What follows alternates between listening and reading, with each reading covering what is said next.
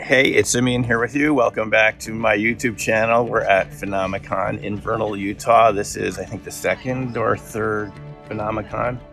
And I have a special guest with us. There's been a lot of great presentations, but I happened to run into James Szubski, who we met a couple months ago at his Margie's outdoor store, where we did a really great interview, and he told us about Bingen, Washington, all of the paranormal phenomena, for lack of a better word, cryptids, and sightings of orbs and UFOs in and around that area. And James, as I mentioned in the previous video, is the only person that I've ever met that has a reporting station inside his store for folks to come in and file their reports of what they see in and around the Hood River, Cascades, Mount Adams, Mount Rainier area. And so, James, you said you have over 200 reports now? Yeah. So we've had close to 220 reports. And they come in a bunch of different ways. You know, we got the physical forms that people fill out. You're now online at margiesoutdoorstore.com. People can do it online. It's very important. You can just go to... And then a lot of folks contact me via Facebook.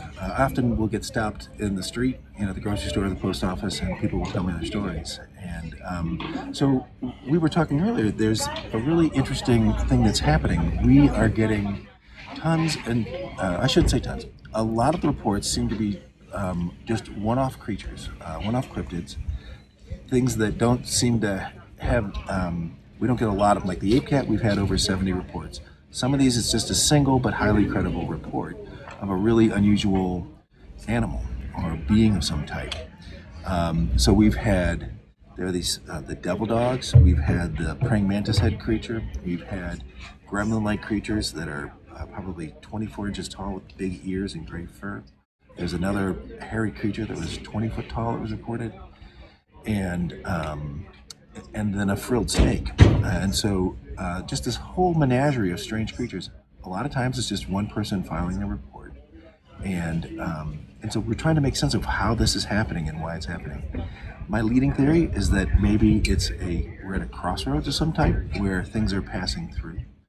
And to give you a little bit of detail on some of these, the devil dog story, a woman contacted me on Facebook, and she told me about this really strange encounter she had in the forest just southwest of Mount Adams. And her family happened to be camping out there, so I drove out there, and they drove me 11 miles to the site where they had the actual encounter. So it was her son, who was, I think, 14 at the time, and then her boyfriend, ex-boyfriend now, and that individual's brother. And they all saw the same phenomenon. They were camping. There was things moving around outside of the tent. They believed that something actually turned off a LED light strand. And this was something that had a switch, so it's the kind of thing that you can't bump it. You have to manipulate. Wow, we turned off the lights. Yeah. So they got out and they were sitting on the campfire. They heard a whistling, so the son started whistling back, and then the whistles got closer until they were then surrounded. The whole camp was surrounded by whistling creatures. They estimated between 8 to 12. All just sort of hanging out outside of the edge of the firelight. They had the clear sense that these creatures were able to stand up on their hind legs, and that they were some type of four-legged creatures. As the sun started to rise, they could see them jumping around, and they described them as dog-like creatures, but definitely not dogs or wolves of any kind. They said that they were hairless, gray-skinned, about the size of a Great Dane. They had positive visual identification of two of them, and as the sun rose, they seemed to be afraid of the sun, and they took off into the forest. So that's just one. More like an animal again, more animal-like than. They didn't get the feeling it was some sort of human-animal hybrid. Definitely some sort of animal none of us have ever seen before. Exactly, and they were really clear on the description that, I probed them. Was it like wolf-like? Was it dog-like? Was it Great Dane-like? And they said, no, we're just using Great Dane because it's the size. Yeah. But no fur at all. And, as I looked at the literature, I don't see anything that sort of matches that. These little people, there's the guy who saw this creature with gray fur stand in the middle of the road. And he had to actually drive around it because it wouldn't move when he saw it. 18 to 25 inches. Yeah, 18 to 25 inches tall with big gremlin-like ears. And we've had a couple of reports of things like that. of small humanoid-like beings. And then, of course, there's this 20-foot tall hairy creature. And when I asked the reporting parties about this, I said, so was this like a Sasquatch? They said, oh, absolutely not. It was something completely different. Interestingly, this sighting took place at night. There were streetlights there. On one side was an orchard, on the other side was a sort of an airport that the military uses occasionally. I've seen military choppers, convoys of choppers parked there and stuff like that. And they saw it coming at them at night. And of course, they were terrified and ran away. But again, this really large, hairy creature, apparently bipedal. But not a Sasquatch. So Not a Sasquatch. Did not have that feeling. Different body Different proportions. body. They sent me 20 feet high. This is way up. Yeah, so they sent me a painting of a creature they said looked like what it was. Yeah. And it was this sort of large humanoid hairy thing. My daughter saw a frilled snake. We were off-roading, and she looked out the window when we pulled over to let another car pass. So there's a big snake out there, Dad, a big snake, about 4 feet long, yellowish brown in color, with frills on the side of its head that were sort of like these spikes with webbing between them, and they faded from a pink color to the yellow color by the head. She was very clear in her description of it, and she was describing something she had seen seconds ago. And she didn't think that there was anything unusual about it, but I know a little bit about the wildlife in the area, and there are no frilled snakes, there are no frilled lizards. There's no scientifically recognized animal like that anywhere near the gorge, or I don't even think in the western United States. And so we keep on getting these reports. For me, highly credible. My daughter, who I know when she's making stuff up and not making stuff, sees a snake with frills on its head. My employee sees a 3-foot tall humanoid creature stand on the side of the road at 2 o'clock in the morning with a praying mantis-like head. We've got these devil dogs and these small gremlins. creatures. This could be like what the Native Americans described as the bugwas, the little people, something like that. And there's definitely those legends are replete in the area. Like this, replete. So there's a history of this. It's not just modern people seeing this. You look in the history of the people, indigenous peoples, they describe these creatures too. Yeah, and the area's got a history of it. There was, right after St. Helens erupted, this bat squatch creature that was reported a couple of times. It was like an enormous creature with a 40-foot wingspan. Bat squatch. Yeah. That's a new one for me, James. I've never heard of bat squatch. But there's like this rash of reports for a couple of months around the eruption of Mount St. Helens, and then it dried up. In the 1930s, at the mouth of the Columbia. So the mouth of the Columbia is known as the graveyard of the Pacific. There's been over 2,000 ships lost there, and for comparison, the Bermuda Triangle has lost 300 ships. So this place is one of the most treacherous navigational areas in the world. And in the 1930s, there was a rash of sea monster sightings down there. Large 40 to 60 foot long creatures swimming in the water, long snake-like neck. You mentioned that, right. And camel-like head. It matches descriptions in the Native American stories about supernatural beings called Ayahos, which are often associated with landslides and turbulent water. Ayahos, yeah.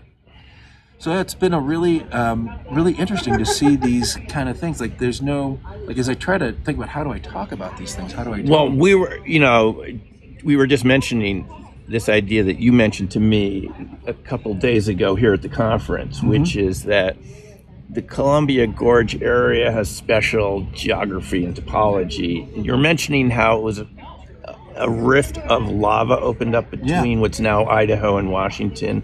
How long ago? So it was 15 million years ago. This 15. 112-mile long rift opened in the earth, giant crack, and for about 3 million years it was volcanically active, and trillions of gallons of lava poured out of this thing. In some places it's 3 miles thick, but these eruptive episodes happened over 300 different times. So there's 300 different lava flows that they've recorded, and they can tell because they can see where the one lava flow is, and there's usually some organic material gets built up over 10,000, 100,000 years, and then this next flow comes in and fills it up. And so in the gorge, we've got these 600-foot, 1,000-foot tall walls, but they're made up of what they call a layer cake of these lava flows. And when they cool, they form these hexagonal basalt columns.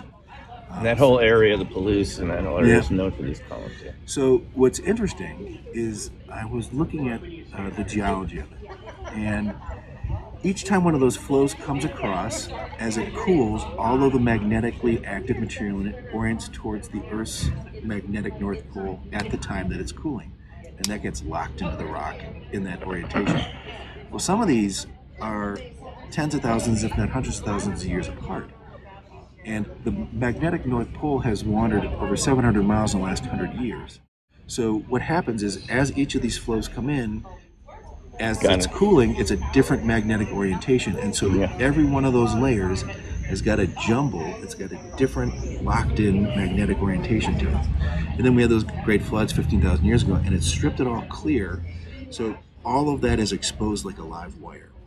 And I think that and all the hydroelectric power in the area contribute to this really nuanced and textured electromagnetic environment, and that may be shifting people's perceptual abilities so they are able to perceive things that they normally don't. That's a very interesting idea, James. So it's that these creatures exist, and maybe they exist in other places, but people's perception is different in this area because of these non-ordinary magnetic fields, higgledy-piggledy magnetic fields pointing all different directions. Exactly. From millions of years of lava, solidifying in different directions. So people are seeing something that's there, but maybe they normally wouldn't see it because their perception's different. Yeah. You mentioned compasses not working in some areas around there. So when you look at the government maps, all the navigational maps have bright pink letters on them, say, "Warning, your magnetic compass readings." Oh, it says that right there on the map. Oh yeah, it's 100% verified. Yeah. So it's not even like a question that this is the case. And then I think it's 44% of all the hydroelectric power in the United States comes from the Columbia River, and so that river's been dammed 14 times, and it generates billions of kilowatts of energy every year, and each one of the dams is generating that, and then it's transmitting it over these high power tension lines, right? And so on top of all of the crazy magnetic stuff that's happening geologically, we've got this electrical infrastructure crisscrossing the whole area. Right. And so it's I'm trying to think of what is it about this place that makes it so active, and I think that there's a piece of the puzzle lies in that geology. The geology and the electrical grid all add up to make a non-ordinary, anomalous electromagnetic distribution or patterns that we don't see anywhere else, probably in the world. Yeah, and and that's a very interesting way to look at it. Well, you look at the work of Dr. Persinger, with the God helmet, and he was able to induce all kinds of perceptual changes in people. Right. Not by a strong magnetic field, but by a complex magnetic field. So it's almost like the language of the field magnetic field is what matters more than the strength of the field. And so this place there's so much going on there that we may be affecting our brain. It's affecting our brain, but it also suggests to me the idea of parallel realities. It just suggests that there are things that are there all the time, maybe in the space around us right here, but you don't see it because your perceptions, somehow when your perception gets shifted, you can see a reality that's been there the whole time that we didn't really perceive and interact with. That's one way to look at it, at least. And there seems to be something more to it, because physical evidence is left behind. Like, we are able to take pictures of orbs and UFOs and different things. We see footprints, we see air samples. You mentioned the triangular craft over the dam in the last previous interview. Yeah, and so many different reports like that. And so we are definitely, things are not just like, we're not just perceiving them, like they may be entering our space just as much as our perception is changing, their perception may be changing and allowing them to participate. So their perception's changing too. Their reality, we're kind of coming together at a common frequency, common, because the electrical distribution, the magnetic distribution is so particular to that area. We're getting particular creatures that gravitate to that frequency. It sounds something like that. We can't totally work it out. But fascinating. Yeah, really interesting stuff. James, thanks again. Great. Just fantastic information. Always a pleasure. We'll see you at Margie's outdoor store. Yeah. And thanks for watching. We'll see you in the next video. Take care for now, and bye.